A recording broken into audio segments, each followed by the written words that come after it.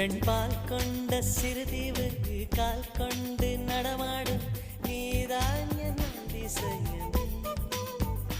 உலகில் ஏழல்ல அதிசயங்கள் வாய் பேசும் பூவெனி எட்டாவது அதிசயமே.